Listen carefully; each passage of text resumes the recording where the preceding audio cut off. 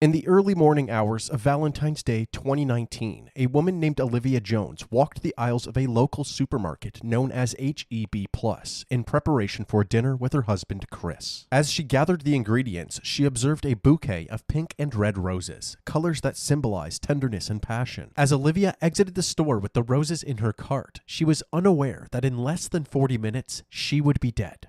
A horrible consequence of so-called toxic love. The police would find her on her bedroom floor in a quiet neighborhood in Beaumont, Texas. 11 minutes earlier, her loving husband Chris dialed 911. Beaumont 911, what is the address of your emergency? Olivia! Please, hurry. I want to take the gun.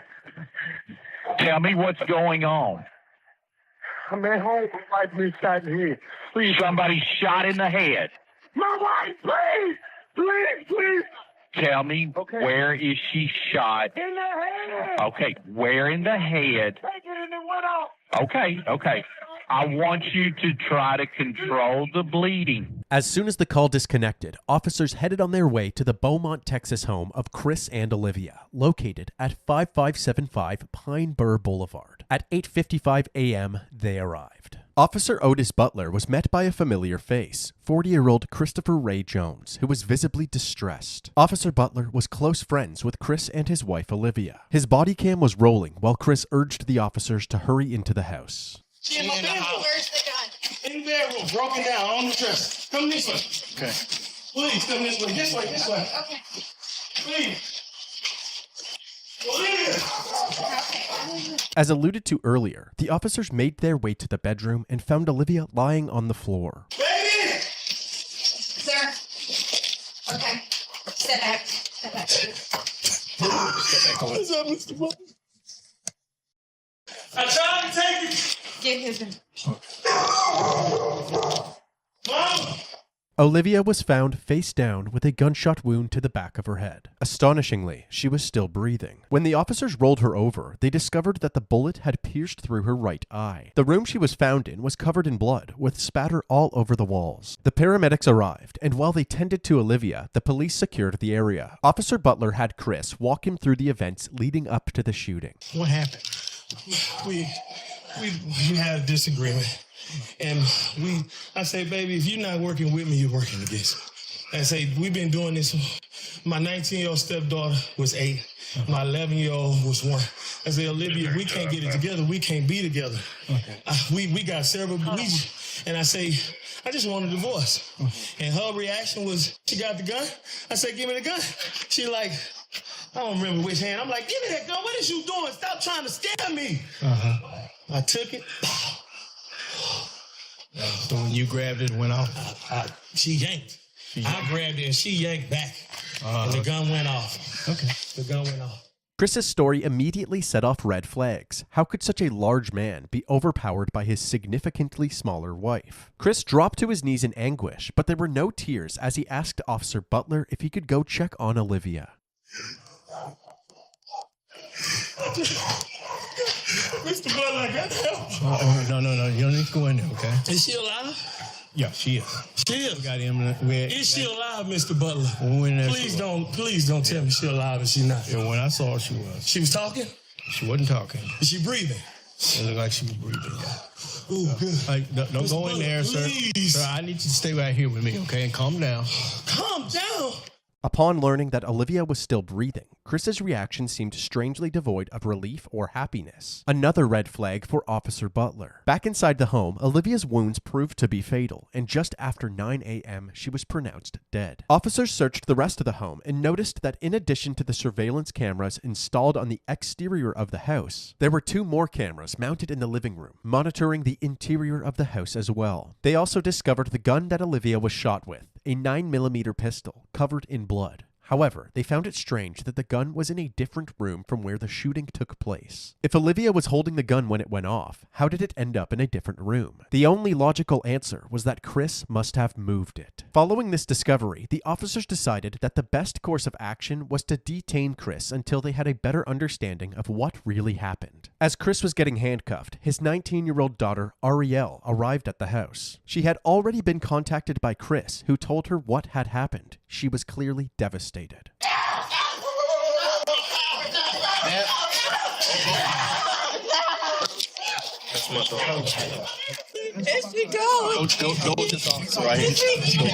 While the officers tried to console Ariel, Chris was escorted to the back of a police cruiser. Lead Detective Mendy Freeman and Sergeant Yvette Barrero of the Forensics Unit arrived at the residence and were immediately caught up to speed. According to him, she grabs a 9mm in their bedroom. She did that. He claims he reached for the gun to try to get it from her. And when he reached for it and they struggle over it, boom. At that moment, Olivia's sister Angela arrived at the scene, and Ariel once again broke out into hysterics.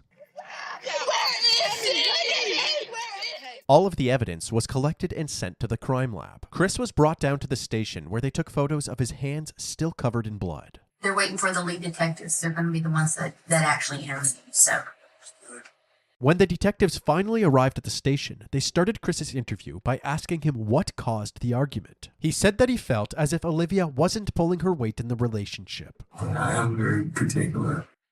If you heard that, that's true. I am very particular. You strive for the best for people. I work really hard, and I don't make excuses for myself, and I don't accept excuses for anybody else. After telling her that he wanted a divorce, she went to the bedroom and grabbed the gun. what did you say? Really? You serious? Really? This is not going to solve anything. Okay. You know, this is not, you do not want to do that. Put that freaking gun down before you make a mistake and hurt yourself. She was crying. She was crying. Chris handed over his cell phone, which had access to the home security camera footage. Say you want to access just that camera. You touch that. And that's just that camera. Okay. You follow what I'm saying? So far, let's go back to devices. Yes, sir. And Everything is labeled. carport, backyard, front door, back door, laundry room, inside garage, living room, kitchen. The police examined this footage, hoping to corroborate Chris's story. At 8:41 a.m., Olivia can be seen going about her morning routine in the kitchen. Then, all of a sudden, the footage cuts out. 3 minutes later, at 8:44 a.m., the video is back up, and Chris is captured frantically pacing around the house while on the phone with 911. 11 minutes later, at 8:55 a.m., the responding officers can be seen entering the residence. That means that Olivia must have been shot during this 3-minute gap in the footage. In the interrogation room, Chris was asked why this footage was missing. He claimed that he had no idea. We're still trying to pull up these videos here, okay? Why would there be no recordings on it? I don't know. It should be. Everybody that went in that house should be on it. But like I said, the internet, you can go through days and it pretty much does it. We shouldn't have bought that. You just keep, you can pick whatever day you want and it's never going to be consistent. That's why I say it was a waste of money. Well, I'm wanting desperately to find some video on here that corroborates what you're telling us, but almost all the videos start right after this event happened. Chris had a bunch of excuses, from internet problems to not charging the camera properly. But at this point, the detectives were taking anything Chris said with a grain of salt. It seemed more likely that Chris, the only one with access to the footage, had tampered with it. Since they did not have the video, they had Chris reenact the moment that he tried to disarm Olivia. Now go ahead and do my initial. She pulls it. Give me the... Okay. And I go. I'm No, sorry. you're good. No, you're good. I don't sit chair. I'm sorry. You're fine. Like the chair, man. I'm reliving it. You are? I'm reliving it. So she should be shot in the back of her right head. Did you feel me twist your? Did you feel me twist? Back here. Did you feel me twist your? Where's your I twisted. With each question asked, it seems as if Chris was improvising the answer, actively trying to make the puzzle pieces fit together rather than telling the truth. The detectives ended their initial interview feeling more suspicious of Chris than ever. They then moved on to other members of the family, starting with Olivia's sister, Angela. Olivia Jones is your sister, right? We've been talking a lot lately. We talk every day. I drop her baby to her at the tax office. She's always been timid about everything. But she was the type that whatever went on in their home, she would keep it there. Yeah, she's kind of a private private person. Yeah. She loved her baby so much. that she felt like she had to live for them. You know, she would never. Angela went on to reveal the extent of Chris's control over Olivia. She can't talk on the phone after a certain time. He controlled the finances. He never wanted to be in the presence of her family reunions, anything. He never came. But she would have to step off, and when he would call, and all you could hear was him screaming and yelling on the phone. His character is agitation. Like, his character is to be aggressive. I just don't get it. Because all she wanted, my sister was a married type. All she wanted was to be loved. Yeah. She loved love. Like, she loved her babies. She wanted to live for her babies. To make matters worse, Chris's ex-wife Letitia, who he initially met back in 1999, corroborated his pattern of controlling and aggressive behavior. I met Chris Jones in 1999. It was just like a constant fight. Like, he strangled me, choked me out, drugged me through the house. My skin was missing off my back. One time he bit my hand. He had this bite marks in my hand. This was what it was. If the house not clean, he's told me that he would kill me if I was to ever leave him. Told me how he would do it. The reason I never said anything or went for help was because I was extremely in fear of my life. Because I knew and I felt in my heart that he would kill me. And most damning of all were the allegations made by Olivia's daughter Arielle during her interview. She explained what it was like living at the house with her mom and Chris. One time they were arguing and I heard her say she couldn't breathe. I would see bruises on her.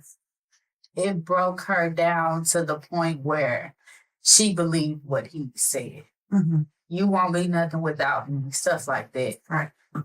Everybody knows my mom. Everybody knows my mom. Everybody knows that we were her world. With each person interviewed, the allegations against Chris were stacking higher and higher. They doubled back with him, urging him to tell the truth about what actually happened to the missing footage. To be honest, I videos. I look guilty. By deleting those videos, I look guilty. Not if you say right now, what you just said a while ago, I freaked out, I panicked, I did some stuff I shouldn't have done. Is that one of them? Yes. How many did you delete? I don't know. Okay. I'm just afraid of being blamed for something I did do something that looks really bad on me. While the confession was a much-needed win for the detectives, there was still no trace of those crucial 3 minutes of footage. However, the detectives did their due diligence. They spent the days combing through all available footage from the house to see for themselves what daily life was like for the Jones family. In these recordings, the true nature of Chris and Olivia's relationship was on full display. Then you're gonna be looking stupid. Look on the floor. Look on the floor. Look on the floor, White. Look on the floor. Look on the floor. Look on the floor. Look on the... Why is that like that? You're not paying attention. What the f***, Liz? You wasn't worried about the son of a bitch a minute ago. That's your mother... Look at me like that, bitch. I'm not playing with you. Lazy. You want to do something, not enough? Give it here. You got all the goddamn answers. You don't do a goddamn thing around this. Right.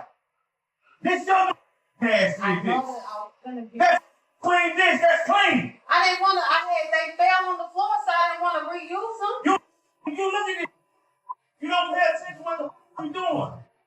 You all over the place, Olivia. You ain't got the chance to claim your f***ing off. Food on the wall. Who you blaming now? Me? Harriet don't live here. It's you. It's always been you. Chris would take any chance that he could to bully Olivia, constantly putting her worth into question, even humiliating her in front of her own daughter. When I got the show ass, you didn't have a job. You collected unemployment. You just had If most men in this world want a woman that got what? You wouldn't be doing this if I wouldn't have got upset. You would have bagged that. Life would be so much easier for me if you start thinking.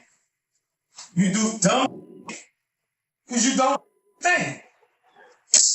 This footage shed light on Chris's true colors and confirmed the allegations of abuse from Olivia's family. Detectives also looked into Chris's criminal records and discovered that he had a history of violent charges, including multiple assaults in 1996 and a domestic assault in 1998, which landed him in jail for a brief period of time. Even though they were still waiting for ongoing forensic analysis results, authorities believed that they had enough evidence to place charges against Chris. News this morning, a Beaumont man is now facing murder charges in a Valentine's Day shooting of his wife. Police say this man, Christopher Ray Jones, who worked as a correctional counselor at the Beaumont Federal Prison, killed his wife, Olivia. Chris was charged with first-degree murder and second-degree manslaughter in April of 2019. But unexpectedly, within 24 hours after being charged, he was released on a $150,000 bond and was put under house arrest with a GPS monitor. Now a man charged with murdering his wife is back at their home. 40-year-old Christopher Ray Jones was arrested and charged with shooting his wife in the face on Valentine's Day. His bond was set at $150,000. He paid and is now out. Many taking to social media to voice their concerns, stating things like, "Can't believe he's out on a $150,000 bond. That's crazy. What's wrong with our system?" And, "Can't believe they would make his bond so low that he got out. He should not be walking the streets." While out on bail, Christopher was allowed to continue operating the Jones family business, a food truck called One Plate at a Time. The judge allowed Chris to work while out on bail since the food truck is directly beside his home. However, this decision was controversial amongst Olivia's family and the community. They knew Chris was the only person with Olivia at the time of her death, and they all seemed to believe that he had killed her. This food truck on Concord Road in Beaumont is a hot topic on social media. It's not generating rave reviews from many, but condemnation from a grieving family. I don't see how would anyone want to support someone who murdered their wife on Valentine's Day, which is a day that we are supposed to celebrate love. And the day that she was going to celebrate that with him, he decides to take her life. Chris's image was tainted even further when the results from the crime lab came in. The bloodstain patterns at the crime scene indicated that the gunshot wound could not have happened in the way that Chris described it. Additionally, investigators found no gunshot residue on Olivia's hands, indicating that there was no way she was holding the gun when it went off. There was, however, gunshot residue on Chris's hands and clothing. Despite all of the evidence pointing towards Chris, he pled not guilty to his charges. But before his trial would take place, Olivia's family held a gathering to honor her memory. This Valentine's Day, Praying for you. purple and red balloons filled Rogers Park. Purple means domestic violence, and red was one of her favorite colors. 1 year ago today, Joshua Simmons lost his sister. Valentine's Day was one of her favorite holidays. I would give almost anything to have her back right now. What's this year been like for you and your family? If you can wrap it up in one word, it would be frustrating. Frustrated with the fact that Jones isn't behind bars. Now the family wants to raise awareness for domestic violence, but more than anything, they want justice for Olivia. We want him to spend the rest of his life in prison, while my sister spend the rest of her life in the grave.